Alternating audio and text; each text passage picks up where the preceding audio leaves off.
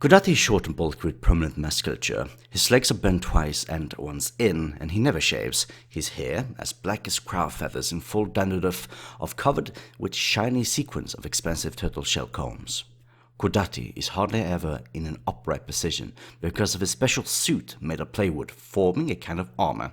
Though extremely uncomfortable, he wears it with complete self-sacrifice next to his skin, underneath a peasant shirt with tattles, from which he never parts.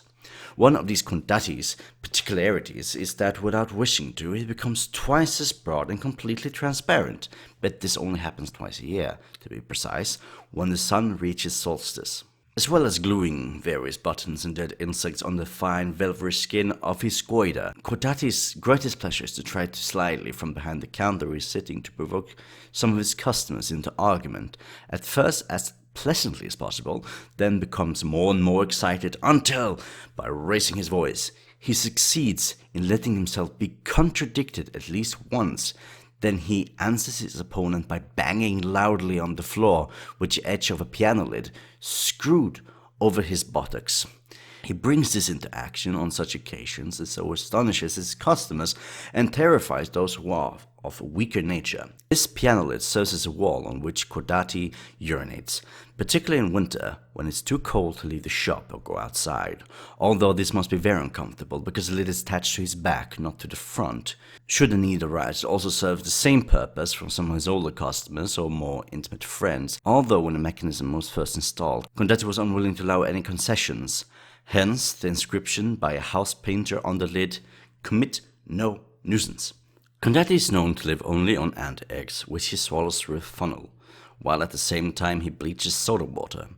Moreover, for 6 months each year, he's blocked with the cork of a champagne bottle, and each time he pulls it out, he tries to divide it into transferable plots of land, which he distributes to the rural population in hope of solving, in a way entirely empirical and primitive, the delicate and complex agrarian problem.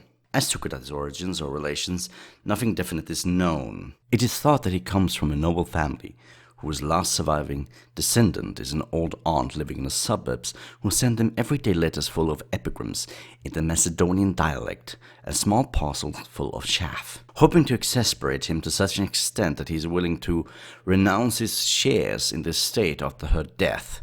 She sends letters through a clever boy named Tudese, who wears striped trousers and nickel-plated ears. Cotati, who is a rational man after all, knows how to deal with the old woman's idiosyncrasies, finding consolidation from the misery of life in the sincere affection of an old schoolmate and his best friend by the name of Dragomir.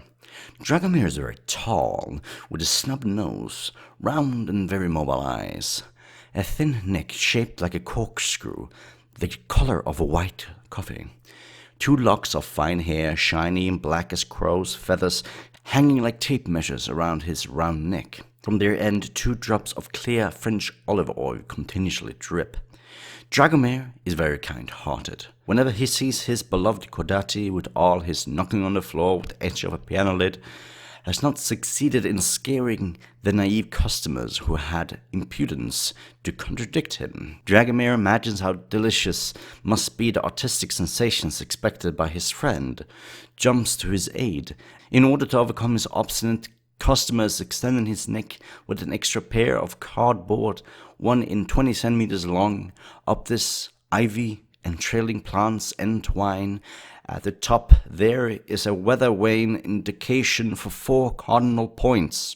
All these important services, as well as for keeping the count and for feeding the poultry with grain every day, and for officiating as attorney whenever Cotati has a court case, Dragomir is amply rewarded by being allowed to join his friend any evening for dinner of tiny octopus legs and bread.